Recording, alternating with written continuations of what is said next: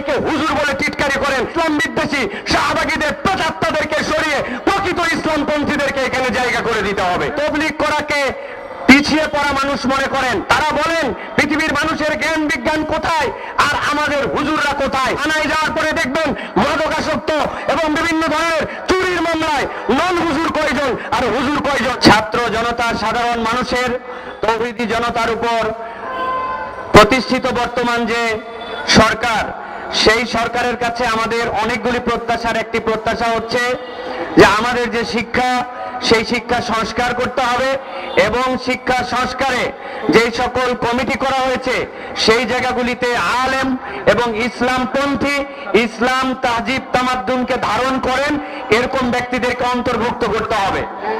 কিন্তু আমরা খুব দুঃখের সাথে লক্ষ্য করেছি, প্রিয় বন্ধুরা, আপনারা জানেন এই বাংলাদেশের সংখ্যালঘু বলা হয় অনেককে, কিন্তু আপনারা যদি ইতিহাস পর্যালোচনা করে দেখেন তাহলে আপনারা দেখতে পাবেন এই দেশে প্রকৃত সংখ্যালঘু হচ্ছে ইসলামপন্থীরা, দাড়ি টুপিওয়ালারা। সেটা আপনার আয়নাঘর থেকে শুরু করে গুম, খুন, অত্যাচার, নির্যাতন সব ক্ষেত্রে যেরকম দেখতে পেয়েছেন। কিন্তু আমরা আশ্চর্য হয়েছি যখন আমরা বর্ণ বৈষম্য বিরোধী এই আন্দোলনের ফসল গভর্নমেন্টের কাছে আমাদের শিক্ষা নিয়ে কথা বলেছি, সেখানেও আমরা দেখেছি ইসলাম এবং ইসলামপন্থীরা বৈষম্যের শিকার। আমরা দেখেছি এখানে যে প্রতিনিধি দল আছে, এই প্রতিনিধি দলের মধ্যে আমরা দেখতে পেয়েছি কোন ইসলামপন্থী নেই। আপনারা শুনলে অবাক হবেন, এখানে এক একজন ব্যক্তি আছেন যে ব্যক্তিদের কিছু কিছু স্টেটমেন্ট আমাদেরকে অবাক করেছে। আমরা টু দা পয়েন্ট আপনাদের কাছে বলতে চাই, তারা তবলিগ করাকে পিছিয়ে পড়া মানুষ মনে করেন। তারা বলেন পৃথিবীর মানুষের জ্ঞান বিজ্ঞান কোথায় আর আমাদের হুজুররা কোথায়। অথচ আমরা দেখতে পাই হুজুরদের দ্বারা এখন পর্যন্ত এই সমাজের যেই সকল নৈতিক উন্নতি, মান উন্নয়ন, দেশের পরিবর্তন হয়েছে, অনেক জেনারেল মানুষের দ্বারা সেটি পরিবর্তন সম্ভব হয় নাই। এখন পর্যন্ত যাদেরকে হুজুর বলে আপনি টিটকারি করেন, আপনি ওই ওল্ড হোমে যে খবর নিয়ে দেখবেন তাদের বাপমা কয়জন থাকে আর শিক্ষিত নামে কুলাঙ্গারদের বাপমা কতগুলো ওল্ড হোমে থাকে, এখানে দেখলে আপনারা হিসাব পেয়ে যাবেন। থানায় যাওয়ার পরে দেখবেন মাদকাসক্ত এবং বিভিন্ন ধরনের চুরির মামলায় নন হুজুর কয়জন আর হুজুর কয়জন, অথচ তারা আমাদেরকে এরকম করে টিটকারি করে। আমরা বলতে চাই, তিনি যেই কথার পরিপ্রেক্ষিতে এই কথা বলেছিলেন, কলম্বাসের 300 বছর আগে মুসলিমরা আমেরিকা আবিষ্কার করে, মনে করতেছেন এটা হুজুর বোধহয় ওয়াজের মধ্যে বলে ফেলছে।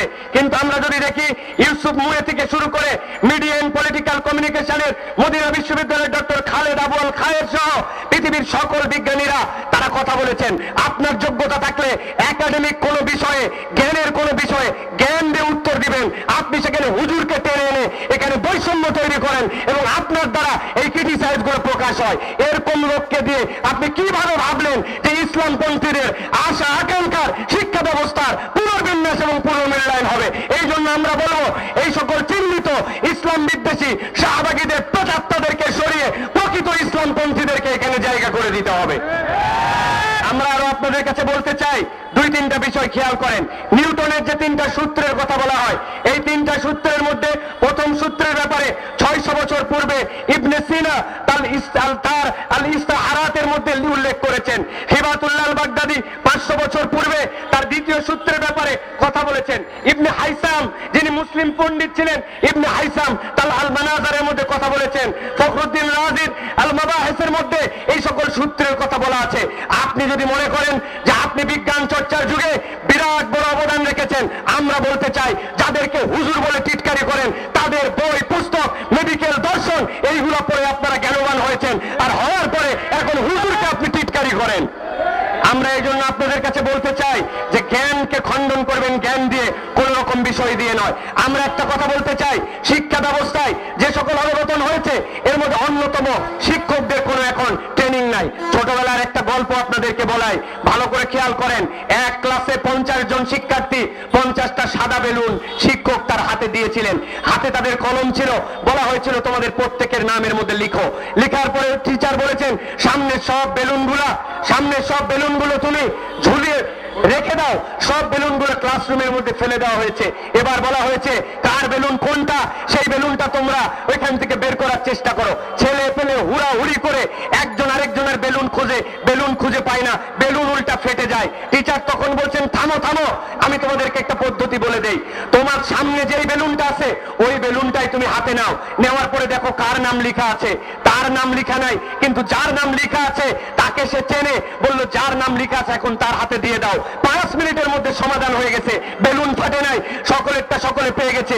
এইটা তারা বলতে চাই আমরা আপনাদের সহযোগী হতে চাই, আমরা আপনাদের মধ্যে ডুবে যেতে বা মিশে যেতে চাই না, আইডেন্টিটি আমরা নষ্ট করতে চাই না, কিন্তু আপনাদের সহযোগী হয়ে থাকতে চাই। কিন্তু আপনাদের আচরণ প্রমাণ করছে আপনারা সহযোগিতা নিতে চান না, আপনারা কথা শুনতে চান না, আপনারা ফ্যাসিস্টের প্রেতাত্মাদেরকে আমাদের মধ্যে চাপিয়ে দিতে চান। এই জন্য আমরা বলতে চাই আপনারা চিহ্নিত ইসলাম বিদ্বেষীদেরকে অপসারণ করুন, যৌক্তিক যারা মানুষ, যৌক্তিক আলেম তাদেরকে এর মধ্যে অন্তর্ভুক্ত করুন, বৈষম্য দূর করুন, নচেত আমাদের যে সকল দাবি দেওয়া আছে এই দাবি